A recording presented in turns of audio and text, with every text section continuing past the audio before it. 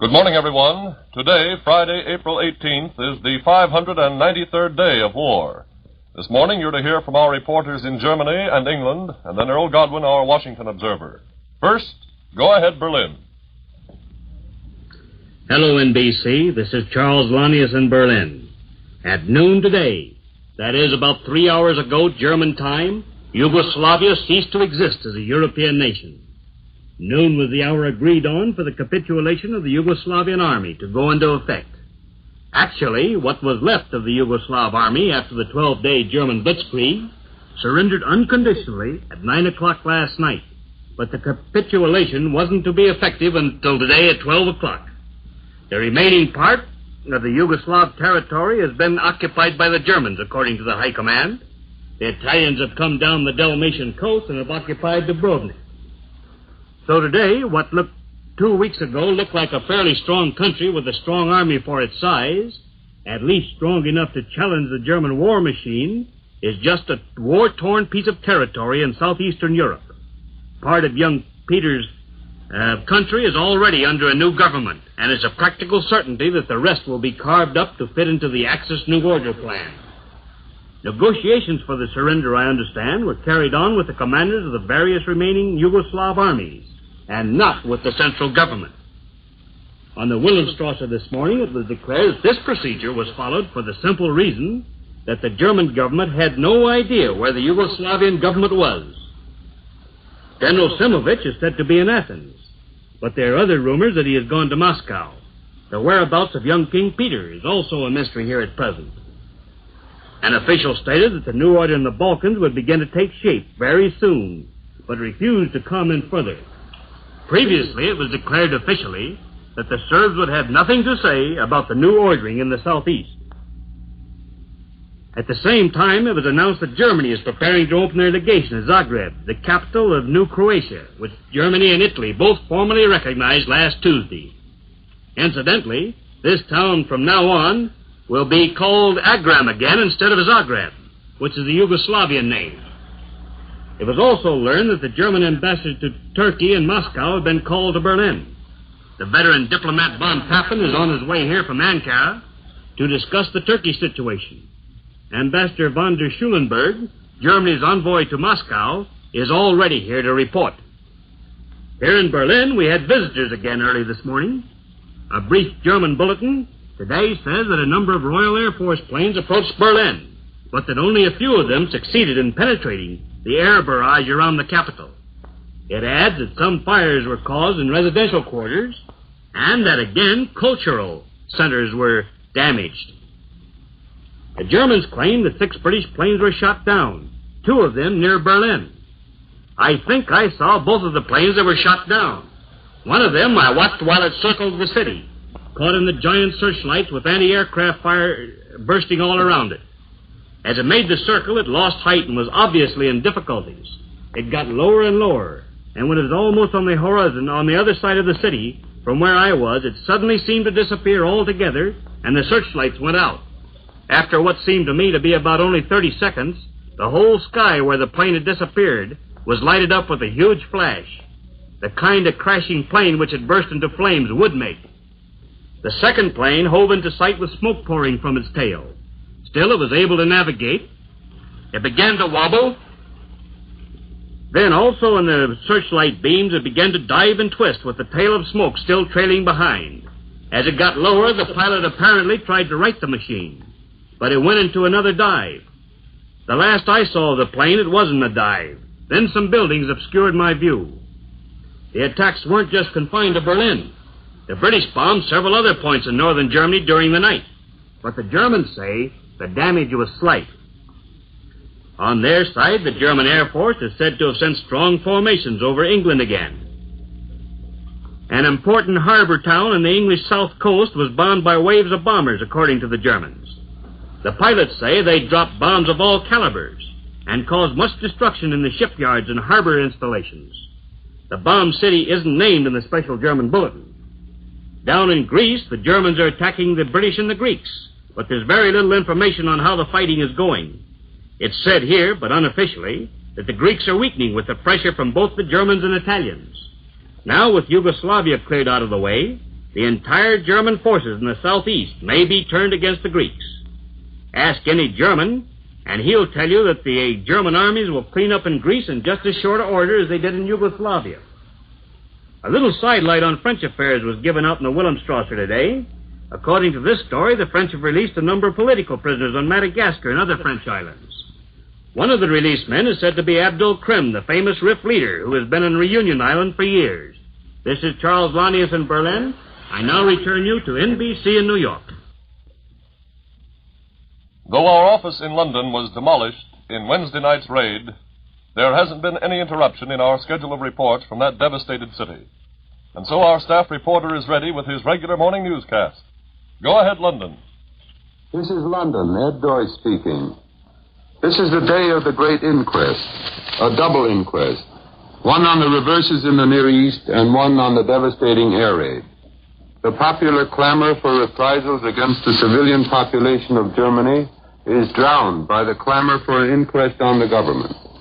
Tempers, not nerves, are undoubtedly frayed.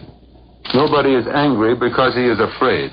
A great many people are angry, however, because they feel the government isn't moving fast enough in all sorts of directions to get into a winning stride. The reserved Manchester Guardian suggests that in moments like these, a national government makes for the stifling of criticism. The members of the small all-party ginger group in the House of Commons have met to consider the formation of a national opposition. Members of the group include Lord Winterton, Emmanuel Shinwell, Honorin Bevan, Clement Davies, and Kenneth Lindsay. They want a bolder policy all along the line. In finance, manpower mobilization, shipping, agriculture, airplane production, and the construction of shelters. The Daily Herald also urges that Parliament ought to overhaul the whole situation. We hear the familiar cry from the armchairs of the Complacency Club, "Let us have no inquest," the paper states. It adds, quote, "We don't want to hunt for scapegoats, but we cannot win this war unless we are prepared to learn from our mistakes," unquote. Some of the questions it asks are, how did the enemy contrive to land such a powerful force in Tripoli? How did they manage to land fuel supplies and men by air when the British controlled the important aerodrome at Benghazi? It admits that the task of holding the Germans in Greece and Yugoslavia was difficult from the very beginning. But behind all these isolated and perfectly obvious clues to a major default, there lurks in the minds of many people a more fundamental flaw. These people believe that the major weakness of the Allies lies in the political diplomatic side of the war picture. There is a tendency to sit and wait for the enemy to make an attack and then pick out a suitable general to make a defensive stand. What is needed, therefore, is an offensive, aggressive policy. And this, in nearly all cases, has a political diplomatic basis. It includes the government's policy towards Vichy France and Spain. These people still want to know what is being done to hold French Morocco and Spanish Morocco, meaning Gibraltar. Iraq is looked upon as a major political, not military blunder. The anger in more moderate form is shared also by the conservative Daily Telegraph. Whether or not our answer to the devastation of Wednesday night must be bombing reprisals on Germany, the paper insists that the only immediate answer is the production of more planes and yet more planes. We must make the air force so powerful, the Telegraph urges, that the German industrial machine and German nerve power will be broken. The call is not only to workers at the bench and foundry. Everyone can contribute by reducing personal demands on supplies of labor which factories need. The Daily Mail warns that all the people's efforts will be needed in the coming months. The RAF bombed Berlin last night. It was the heaviest attack yet made on the city. The Air Ministry stated that a number of very powerful bombs were dropped on targets in the center of the town. Fires were started, and it is said that a substantial amount of damage was certainly done. Mr. Herbert Morrison, Minister of Home Security, told the civil defense men and women that Berlin was bombed according to plan. Mr. Morrison also revealed that the new Sterling bomber was used on the raid in Berlin.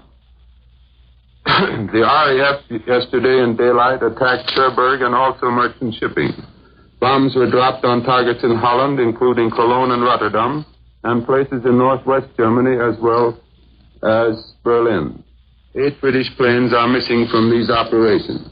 Raids on this country last night were directed mainly against Portsmouth. The attack was fairly heavy and lasted for most of the night. Casualties were light, says the communique, and damage not severe. There were activities in other districts, principally in the south, east, northeast, and in all these districts casualties were few and no substantial damage was done. 2 German bombers were shot down. I return you now to the National Broadcasting Company in New York. That's the news abroad. And now Earl Godwin reports from our newsroom in Washington. Good morning, folks. 3 United States senators are in the draft news today. You remember Senator Ellison Smith of South Carolina, who did not like it at all because the local draft board selected his son, who happens to be secretary of the Senate Committee on Agriculture. But the local board says a secretary to a Senate committee is not essential to our defense. Then come the 2 Delaware senators who have obtained deferment for relatives on the ground that they are essential to defense. Randolph Hughes, the 33-year-old nephew and secretary for Senator Hughes of Delaware, signed a certificate, and the Delaware local draft board placed Randolph Hughes in a deferred class. Senator James Tunnell said he helped his son, Robert, 26, to a Class 2 deferment. In Delaware, a draft board there in Sussex County on the ground that he operates a string of chicken farms, has 49,000 chickens, made him an essential to the national defense. And the reason I relate those to you is because, in contrast, here is a letter I received from a mother in Massachusetts who listens daily to this program. Senator Smith, said this mother, should not worry about his son, as we all face the same thing in regard to our boys. My son has been a farmer for 2 years, and 3 years ago he was very ill. Being brought up on a farm, he got interested to go farming, so we let him have 10 acres. So he started. He was doing well, selling vegetables to wholesale market, started a small fruit business, saved his money, and had 1,800 chickens. Also later, about 800 more. But that didn't make any difference to the draft board or to Uncle Sam. So the boy sold what he could at a loss and lost the rest, which were too small to sell. The grain man trusted him. We felt he had left a grain bill behind. So does the grain man. But he's lost all that he worked so hard for. He was wholly responsible for everything. We were sorry we could not help him. But there is a family to take care of, and his father is getting on in years and old and isn't able to help. See what he faces when he comes out of the army. We thought the farmer was a very good soldier to help feed the people. Senator Smith mustn't feel badly about his son going, because mine has gone, and all his plans are gone, too. I will watch with great interest Senator Smith's progress. You know, I think there's more that gets into the consciousness of that letter than in all the news from all the rest of the world together today. But however, to get back to formal news, the government is worried by the continued soft coal strike, which cuts down industrial production. They can't run some of the plants without coal, you know. John Lewis, coal mine union chief, has that situation by the short hair, and the president may be asked to intervene. The House has before it the Vinson Bill, which prohibits strikes in defense industries until after a 25-day cooling-off period, in which time every sort of persuasion will be used to settle problems without lockouts or strikes. The administration does not want such legislation, yet at least. The Vinson Bill may pass the House, but it's quite likely to be smothered in the Senate, unless something entirely unforeseen occurs.